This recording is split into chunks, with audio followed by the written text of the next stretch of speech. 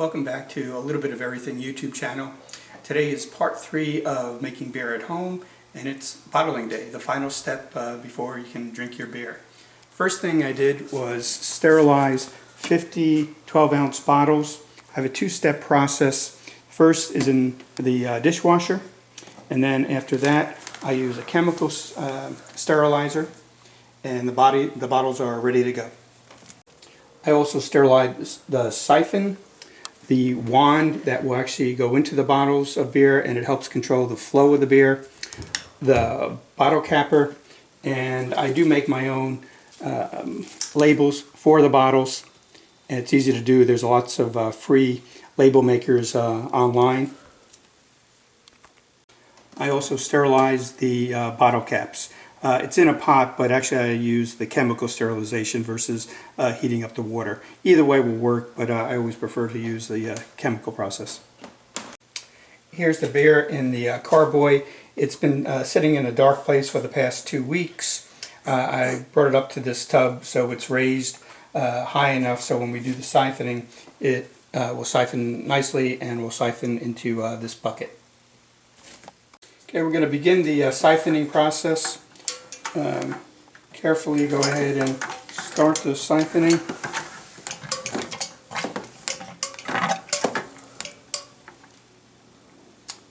A little bit more.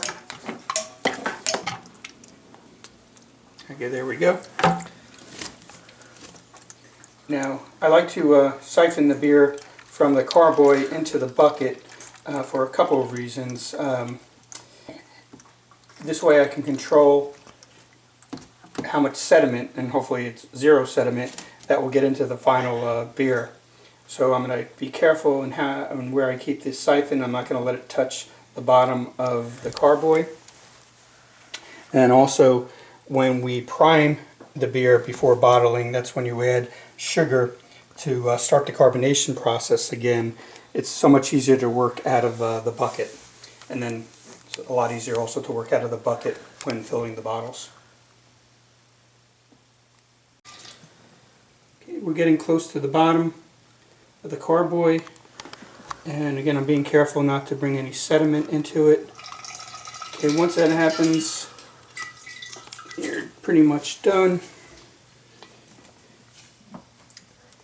There's still a little bit more, but I really don't want to bring any of the sediment in, so I'd rather lose a little bit of beer and just keep that in the carboy, and that's going to bring us to the next step, and that's priming. Now the next step is to put the priming sugar. It's approximately 5 ounces into 2 cups of boiling water. You want to stir carefully.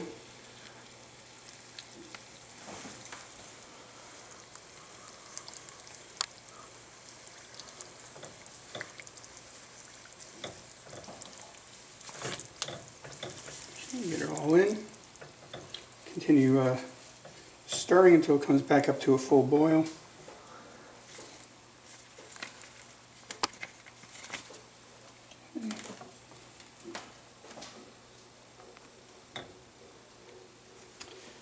This will take about 5 minutes. I could have done this before I siphoned the beer into the bucket. But today we'll go ahead and add it to the bucket once the 5 minutes are up. Alright, the priming sugar and water have been boiling for 5 minutes. I'm going to go ahead and pour it in. Sterilize the stir. A big spoon. Stir that around really well. And again, the purpose of the priming sugar, there's still some active yeast left in the brew, and the sugar will now give it some food to eat on. And again, sugar and yeast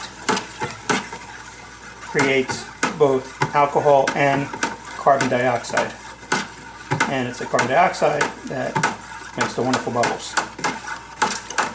And in every batch of beer that I've brewed, I've had some really great heads on the beer that I've made.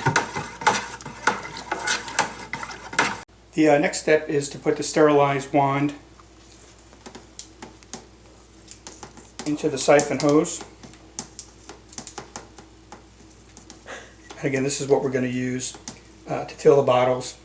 At the bottom of the siphon wand, there's a spring, and when you push down, the beer will be released, and then when you pull up, the flow will stop, and it creates spills. It prevents spills, actually. Now we'll go ahead and start the siphon again. Okay, and we're just going to push down.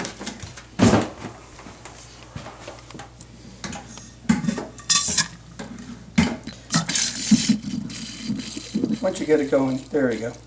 And as you can see, I'm pressing down, and as it fills the bottle, I'll pull this up, and just by touching the little black tip, it allows a little bit more beer to flow in. You want the beer to go approximately 1 inch below the top of the bottle. Then you move on to the second bottle.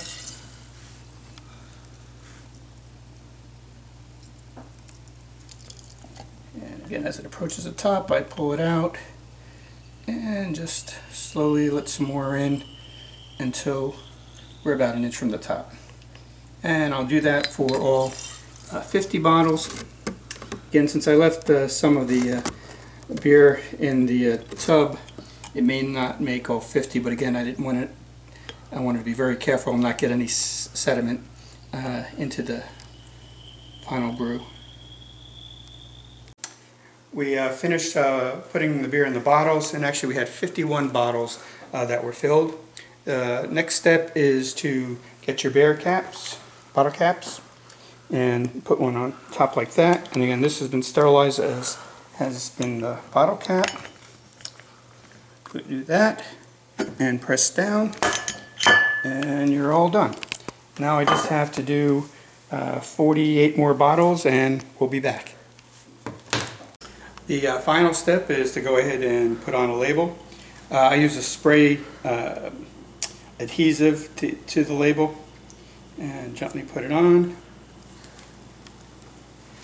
And again, this is a Kolsch beer. And with the label on, you'll need to wait probably anywhere from 10 to 14 days for the priming sugar to work and it be fully carbonated. That's all there is to it. If you've found this video before part 1 and part 2, in the description I'll have links to both parts. Thanks so much for watching. If you liked it, please like and subscribe to my channel. Thanks so much.